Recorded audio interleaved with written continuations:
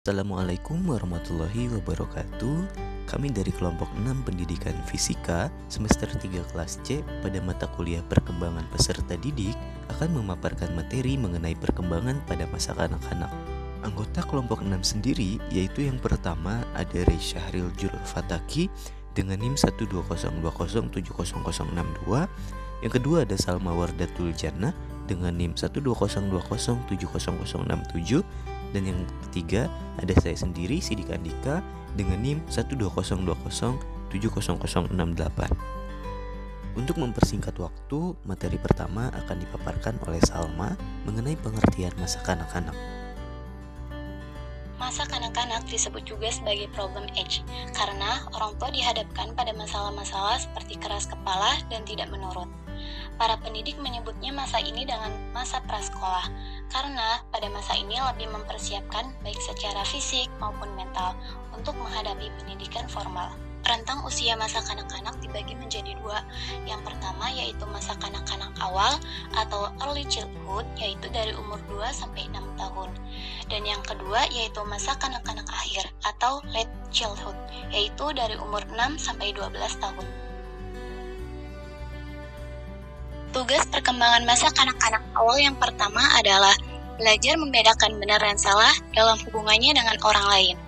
Pada tahap ini, mereka akan terlihat kritis ketika melihat sesuatu atau perlakuan yang tidak biasa ia dapatkan.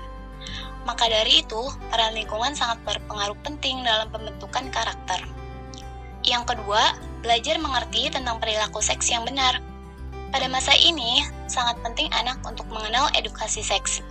Walaupun terlihat terlalu cepat, karena di lingkungan bebas banyak kasus yang memakan korban anak-anak karena mereka tidak diajarkan edukasi seks.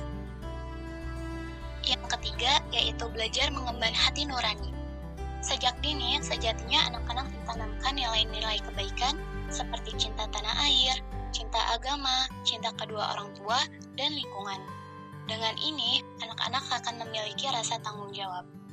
Dan tugas yang terakhir adalah belajar memberi dan menerima kasih sayang. Dengan memberi pembekalan saling memberi dan mengasihi, akan memberikan impact yang bagus bagi anak-anak, sehingga mereka akan mudah terpanggil untuk saling membantu dan bersyukur. Materi berikutnya akan disampaikan oleh saya mengenai perkembangan motorik masa kanak-kanak awal.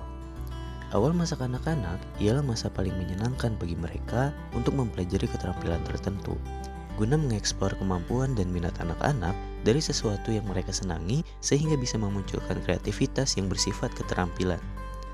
Pada umumnya, perkembangan motorik dibedakan menjadi dua, yaitu motorik kasar dan motorik halus. Yang pertama, motorik kasar. Motorik kasar ialah bagian dari aktivitas motorik yang mencakup keterampilan otot-otot besar, misalnya merangkak, tengkurap, mengangkat leher, dan duduk. Selain itu, pada usia 4 tahun, anak-anak sangat menyenangi kegiatan yang menantang seperti melompat dari tempat tinggi, contohnya.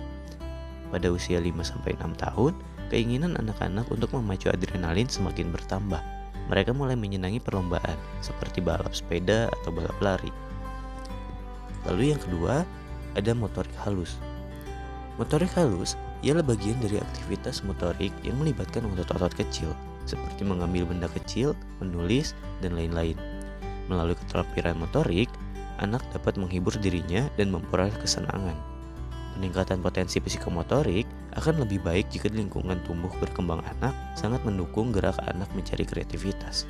Lalu selanjutnya ada perkembangan kognitif pada masa kanak-kanak. Perkembangan kognitif. Perkembangan kognitif adalah perkembangan kemampuan anak untuk mengeksplorasi lingkungan karena bertambah besarnya koordinasi dan pengendalian motorik, maka dunia kognitif akan berkembang pesat, makin kreatif, bebas, dan imajinatif. Perkembangan memori. Yang pertama, ada perkembangan memori jangka pendek dan memori jangka panjang. Memori jangka pendek, menurut Madeline, individu dapat menyimpan informasi selama 15-30 detik dibandingkan orang dewasa. Anak-anak lebih pandai untuk menyimpan materi berupa visual dalam jangka pendeknya. Yang kedua ada memori jangka panjang. Menurut studi yang dilakukan oleh Brown and Scott dalam Desmita tahun 2005, terlihat bahwa anak usia 4 tahun mencapai ketepatan 75% dari waktunya dan merekognisi gambar-gambar yang telah diperlihatkan 1 minggu sebelumnya. Dan anak-anak juga memiliki memori rekognisi yang baik sekalipun telah mengalami penundaan untuk jangka panjang yang waktu lama. Lalu ada perkembangan persepsi. Pada masa ini, seorang anak melihat objek-objek yang jauh dan hampir sempurna, tetapi di sini mengalami kesukaran dalam memfokuskan objek-objek yang dekat. Lalu ada perkembangan atensi. Menurut Parkin, atensi merupakan konsep yang menggambarkan perbedaan ciri-ciri dan merespon sistem kognitif. Menurut Chapkin, atensi merupakan konsentrasi terhadap aktivitas mental. Menurut Matlin, atensi merujuk pada konsentrasi terhadap suatu mental. Lalu yang terakhir, ada perkembangan metakognitif. Metakognitif adalah pengetahuan dan kesadaran tentang proses kondisi atau kesadaran kita tentang pemikiran. Pada perkembangan ini dapat memacu anak-anak dalam menata suasana dan menyeleksi strategi untuk meningkatkan kemampuan kognitif di masa mendatang. Terima kasih. Mungkin sekian pemaparan materi dari kelompok 6. Mohon maaf apabila terdapat banyak kesalahan. Wassalamualaikum warahmatullahi wabarakatuh.